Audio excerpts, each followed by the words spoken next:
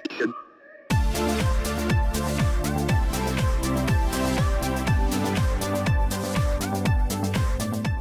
Well, we're on our way to the air show. And we're off. And we're off. So, if you guys didn't know, we're big airplane fanatics. Well, I used to control them, so even in the Air Force, so it's fun for him. I like especially. airplanes. Yeah. We're going to go listen to the sound of freedom today. Yes. Yuma has an air show. They haven't had it since 2019 because of COVID. And they're going to have their air show today.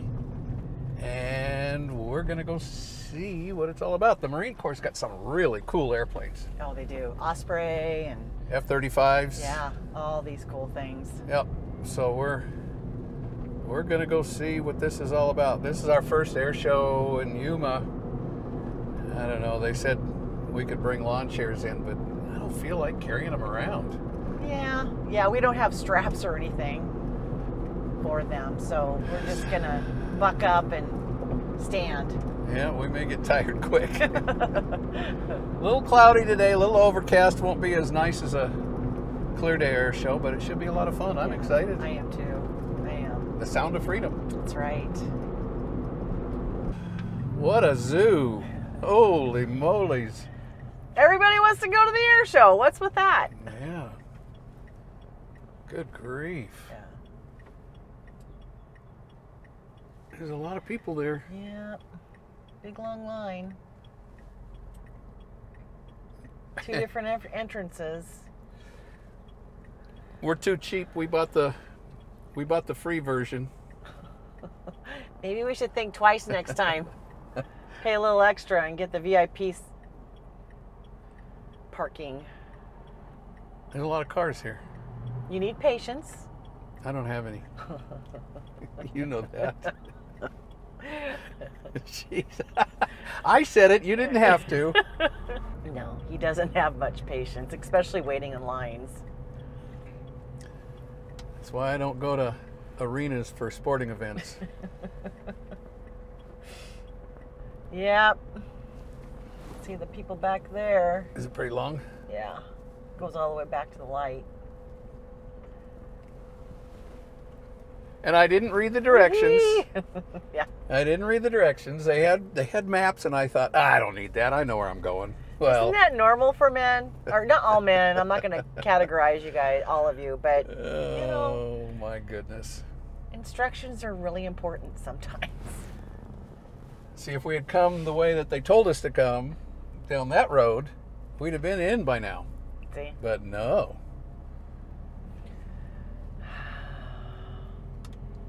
That's I all right. know where I'm going. We got here early enough, so I think we'll be fine. You know Field of Dreams? That's what it was like. Build it and they will come. That's right. Yeah, we're getting there. Well, they were saying they were expecting 20 to 25,000 people. Wow.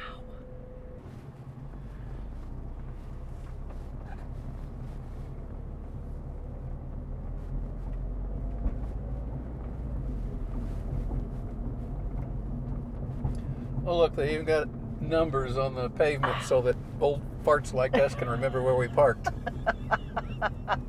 I don't remember when we come out of Costco or Walmart where we've parked, even if we're only in there for like 10 minutes, because I don't pay attention.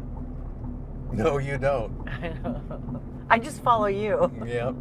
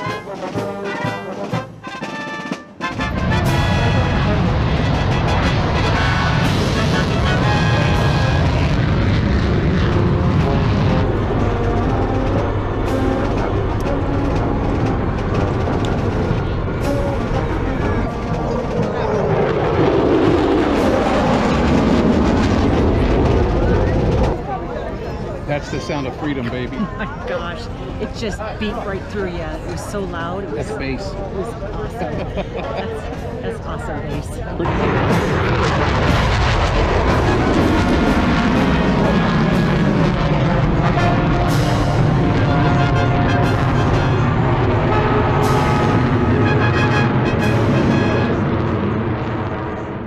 Well, that was a pretty good air show. It was. It was really fun. It was a lot of fun. Yeah, I'm really glad we went. A lot of people.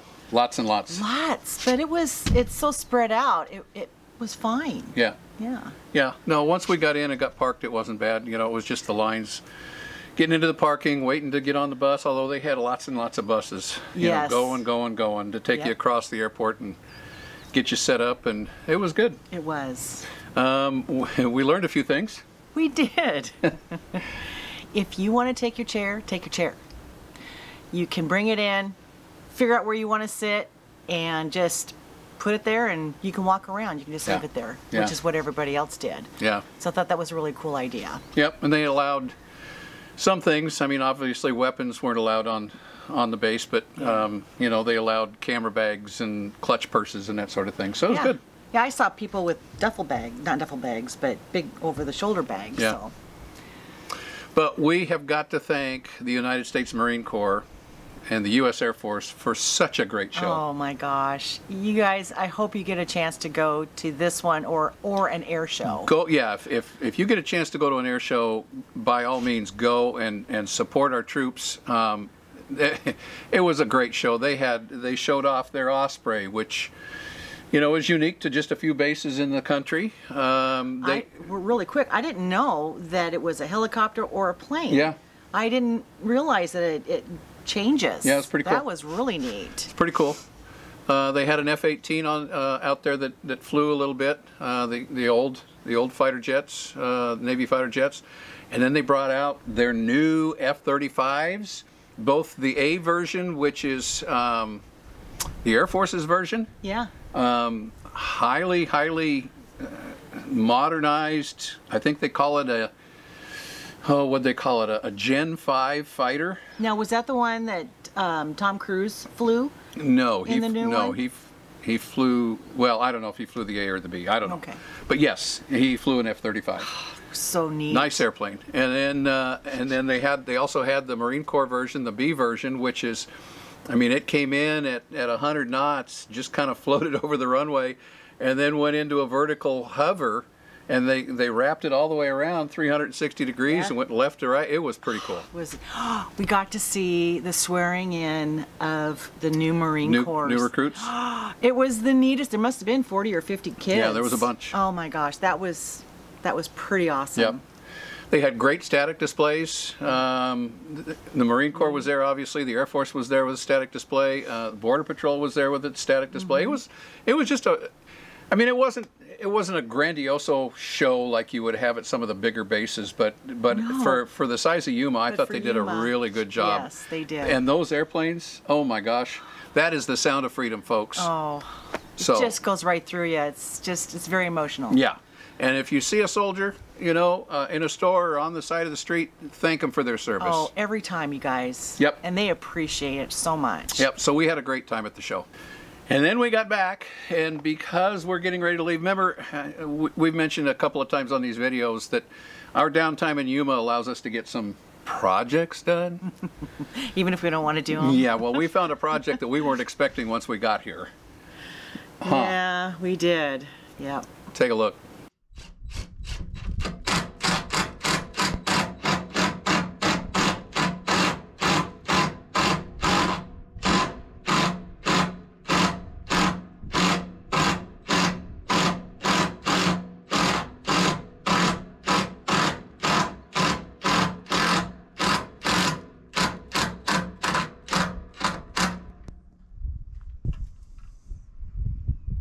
Are you having fun?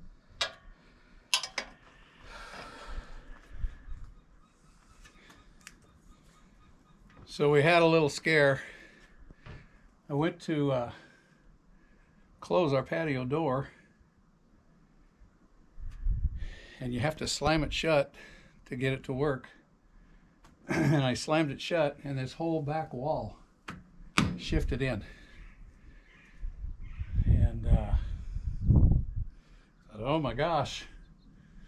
So I contacted our dealer, and they said, take a look at underneath this cosmetic trim piece. There's screws, and I checked behind it, and sure as heck, every one of the screws broke. Oh my gosh. So they used number 8 screws in there, and obviously not big enough. So our dealer sent us a package of number 10 self-threading screws, and that's what I'm doing, is I'm putting screws in to fix this whole back thing. And when we get up to Oklahoma, I'm going to have to look at the other side and see what's going on over there. So, you know, when you RV full-time, you really need to be handy. And you are very handy. Well, okay, but I don't enjoy being handy, but it is what it is. So anyway, we're getting her fixed up, and so we can head down the road. I took care of it. No more wobbly wall. Well, that's encouraging. Yep. Yeah, this whole wall was shifting. It's not shifting anymore, so we're good. Oh, very cool. You're so handy. So stuff's gonna break. That's why it's really important. I think we've said this a few times. Walk around your rig.